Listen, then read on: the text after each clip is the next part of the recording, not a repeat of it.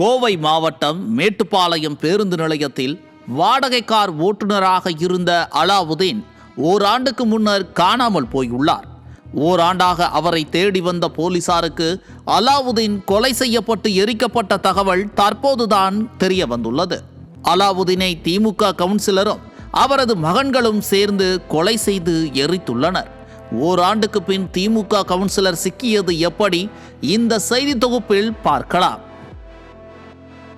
சில தினங்களுக்கு முன்னர் மேட்டுப்பாளையம் சிறுமுகை சாலையில் கார் ஓட்டுநர் அலாவுதீனின் தம்பி ஹாரிஸ் என்பவர் ஹக்கீம் என்பவரை விரட்டி கொலை செய்ய முயன்றுள்ளார்.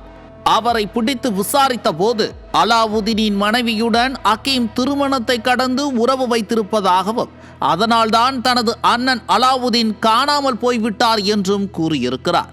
ஓராண்டாக அலாவுதீனை காணவில்லை என தேடிக்கொண்டிருந்த காவல்துறைக்கு இந்த கள்ள தொடர்புதான் அலாவுதீன் காணாமல் போனதற்கான காரணமா?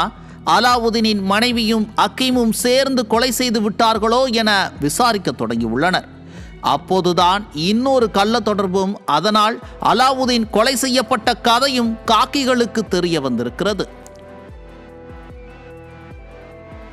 மேட்டுப்பாளையம் பேருந்து நிலையத்தில் இருக்கும் கார் ஸ்டாண்டில் வாடகை கார் ஓட்டி வந்த அலாவுதீனுக்கும் அதே பேருந்து நிலையத்தில் செல்போன் கடை நடத்தி வந்த சரண்குமார் என்பவரின் மனைவிக்கும் இடையே நட்பு ஏற்பட்டிருக்கிறது.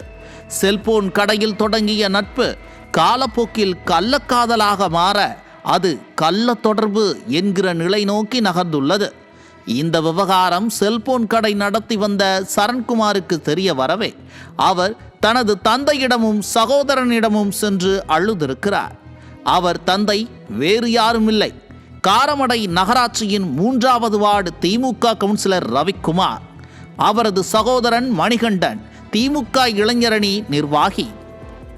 திமுக கவுன்சிலர் ரவிக்குமார் மற்றும் அவரது மகன்கள் சரண்குமார், மணிகண்டன் ஆகியோர் அலாவுதீனை தீர்த்து கட்ட ஸ்கெட்ச் போட்டு உள்ளனர்.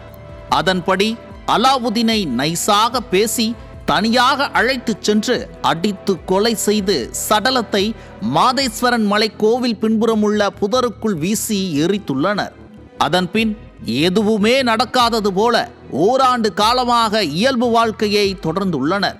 ஓராண்டாக அலாவுதீனை காணவில்லை என்ற புகாரின் பேரில் விசாரணை நடத்திய போலீசார் அவர் பணி செய்த கார் ஸ்டாண்டில் கூட முறையாக விசாரிக்காததால் இந்த கொலை வெளியே தெரியவே இல்லை. இப்போது உண்மைகளெல்லாம் வெளிச்சத்திற்கு வந்த பிறகு அலாவுதீனின் எலும்புகளை சேகரித்து ஆய்வு செய்து வருகின்றனர். உள்ளாட்சியில் நல்லாட்சி என சொல்லி கொலைகாரர்களை மக்கள் பிரதிநிதியாக்கி இருக்கிறார் ஸ்டாலின். கவுன்சிலரே இப்படி இருப்பதால் தான் இந்த ஆட்சியில் ஒரே மாதத்தில் 123 கொலை, 10 மாதத்தில் 1400 கொலைகள் என கொலைகள் நீண்டு கொண்டே செல்கிறது.